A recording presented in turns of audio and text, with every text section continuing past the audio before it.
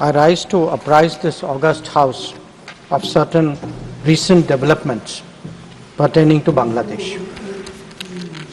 As honourable members are aware, India-Bangladesh relations have been exceptionally close for many decades over many governments. Concern about recent violence and instability there is shared across the political spectrum. Since the election in January 2024, there has been considerable tension, deep divides, and growing polarization in Bangladesh politics. This underlying foundation aggravated a student agitation that started in June this year. There was growing violence, including attacks on public buildings and infrastructure, as well as traffic and rail obstruction. The violence continued through the month of July.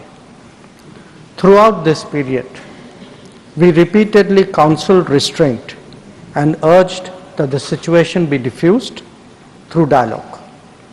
Similar urgings were made to various political forces with whom we were in touch.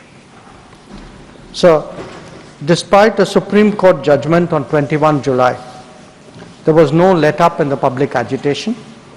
Various decisions and actions taken thereafter only exacerbated the situation. The agitation at this stage coalesced around a one-point agenda, that is that the Prime Minister, Sheikh Hasina, should step down. On 4th August, events took a very serious turn.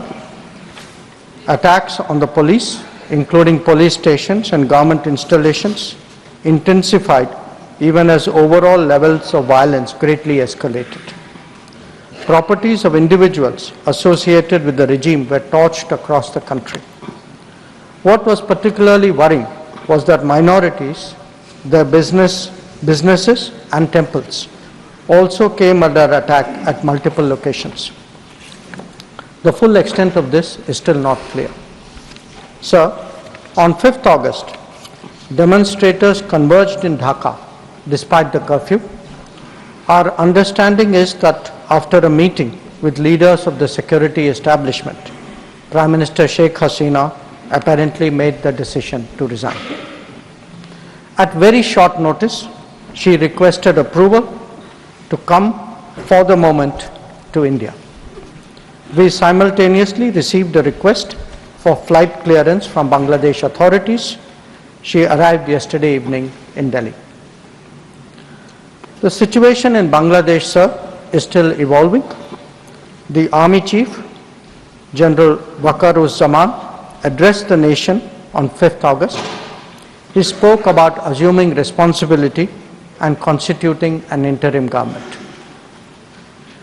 We are in close and continuous touch with the Indian community in Bangladesh through our diplomatic missions. There are an estimated 19,000 Indian nationals there, of which about 9,000 are students. The bulk of the students, however, have already returned to India in the month of July on the advice of the High Commission. In terms of our diplomatic presence, in addition to the High Commission in Dhaka, we have Assistant High Commissions in Chittagong, Rajshahi, Khulna and Sylhet. It is our expectation that the host government will provide the required security protection for these establishments. We look forward to their normal functioning once the situation stabilizes. Chairman, sir, we are also monitoring the situation with regard to the status of minorities. There are reports of initiatives by various groups and organizations to ensure their protection and well-being. We welcome that, but will naturally remain deeply concerned till law and order is visibly restored. Our border guarding forces have also been instructed to be exceptionally alert in view of this complex situation.